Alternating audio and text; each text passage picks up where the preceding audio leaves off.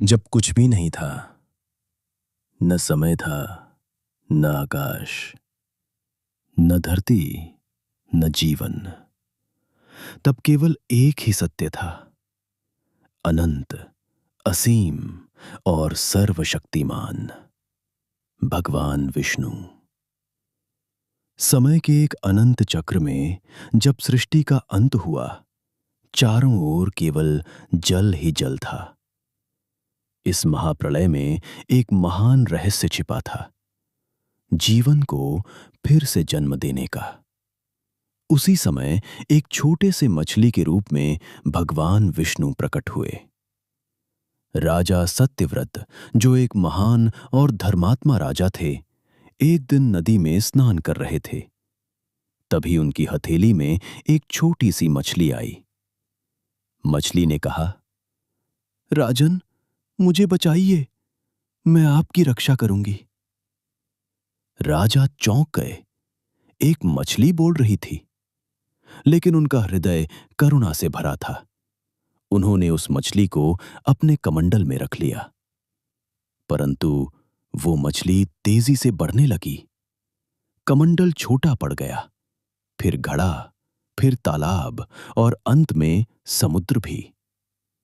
तब राजा को समझ आया, ये कोई साधारण मछली नहीं, ये स्वयं भगवान विष्णु हैं।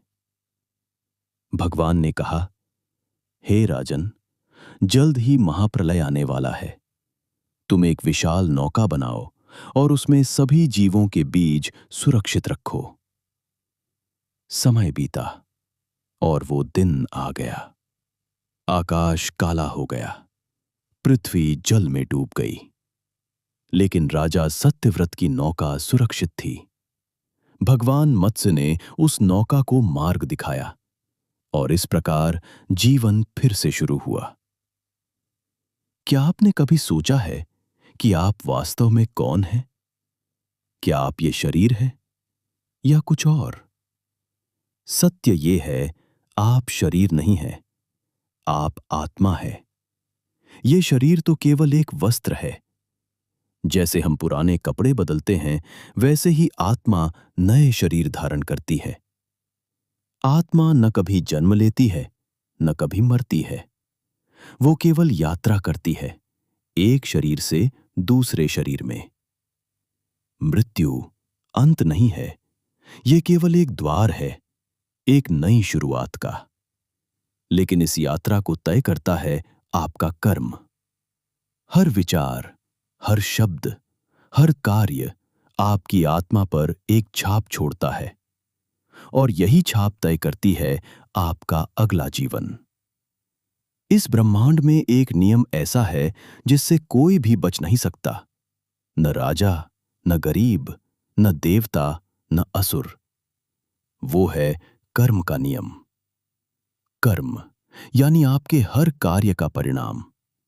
जो आप करते हैं वो कभी न कभी लौट कर आपके पास आता है। अगर आप किसी को दर्द देते हैं तो वही दर्द किसी न किसी रूप में आपकी आत्मा को भी सहना पड़ेगा। और अगर आप प्रेम देते हैं तो वही प्रेम कई गुना होकर वापस आता है। लेकिन कर्म तुरंत फल नहीं देता। कभी कभी ये कई जन्मों तक आपका पीछा करता है। एक व्यक्ति जिसने अपने जीवन में दूसरों को धोखा दिया, वो अगले जन्म में बार बार धोखा खाता है। एक व्यक्ति जिसने भूखों को भोजन दिया, वो कभी भूखा नहीं रहता। यही है कर्म का चक्र, अदृश्य लेकिन अटल। जब आत्मा शरीर छोड़ती है तो उसकी यात्रा खत्म नहीं होती। वो एक नए मार्ग पर चल पड़ती है, जहां उसका सामना होता है न्याय से। इस न्याय के स्वामी हैं यमराज। यमराज के दरबार में हर आत्मा को उसके कर्मों के अनुसार न्याय मिलता है।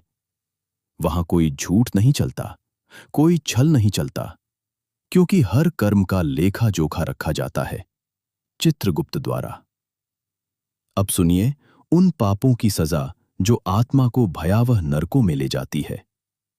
जो व्यक्ति झूठ बोलता है उसे अंधतमिस्र नरक में भेजा जाता है। जहां केवल अंधकार है और आत्मा अकेलेपन में तड़पती है। जो व्यक्ति दूसरों को कष्ट देता है उसे रौरव नरक में भेजा जाता है, जहां भयानक जीव उसे लगातार पीड़ा देते हैं। जो व्यक्ति लालच में दूसरों का हक छीनता है उसे उबलते तेल में डाला जाता है, बार बार, जब तक उसका कर्म समाप्त न हो जाए। ये सजा केवल शरीर की नहीं होती, ये आत्मा को भी झकझोर देती है, ताकि वो अपने कर्मों को समझ सके। मृत्यु के बाद आत्मा एक अनजानी यात्रा पर निकलती है। पहले कुछ समय तक वो अपने ही शरीर के आसपास भटकती रहती है, अपने परिवार को देखती है, लेकिन कोई उसे देख नहीं सकता, कोई उसे सुन नहीं सकता। धीरे धीरे उसे एहसास होता है कि अब वो इस दुनिया का हिस्सा नहीं रही। फिर यमदूत आते हैं और आत्मा को लेकर जाते हैं एक ऐसे मार्ग पर जो अंधकार से भरा होता है। इस यात्रा में आत्मा को अपने हर कर्म का अनुभव होता है, जैसे एक फिल्म जो उसके सामने चलती है। और फिर वो पहुंचती है यमराज के दरबार में, जहां तय होता है उसका अगला जन्म। क्या इस चक्र से मुक्ति संभव है? क्या आत्मा इस जन्म मृत्यु के बंधन से निकल सकती है? हाँ, और यही है मोक्ष। मोक्ष यानी अंतिम शांति, जहां न कोई दर्द है, न कोई जन्म, न कोई मृत्यु। इस मार्ग को पाने के लिए मनुष्य को अपने जीवन को बदलना होगा, सत्य का पालन करना होगा, धर्म के मार्ग पर चलना होगा, और सबसे महत्वपूर्ण, अपने मन को शांत करना होगा। ध्यान, भक्ति और करुणा। क्या आपने कभी सोचा है कि आपके हर कर्म का हिसाब कौन रखता है? जब आप अकेले होते हैं, जब कोई नहीं देख रहा होता, तब भी कोई है जो सब कुछ देख रहा है। वह है चित्रगुप्ता। कहा जाता है कि चित्रगुप्त के पास एक दिव्य पुस्तक है जिसमें हर आत्मा का पूरा जीवन लिखा होता है। आपने कब झूठ बोला, कब किसी की मदद की, कब किसी को दुख दिया, सब कुछ बिना किसी गलती के दर्ज होता है। और जब आत्मा यमलोक पहुंचती है तो यही पुस्तक उसका भाग्य तय करती है। वहां कोई बहाना नहीं चलता, क्योंकि सच पहले से ही लिखा होता है।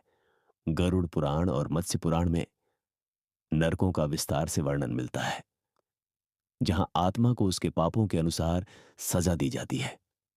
इन नरकों की संख्या है 28। हर नरक एक विशेष पाप के लिए बनाया गया है।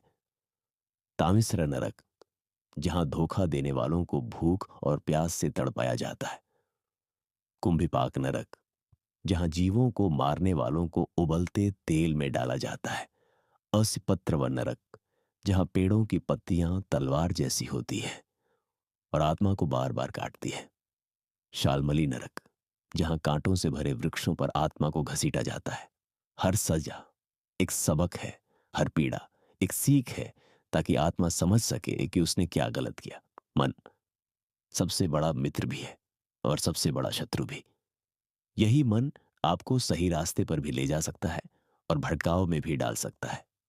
माया एक भ्रम है जो आपको यह विश्वास दिलाती है कि यह संसार ही सब कुछ है।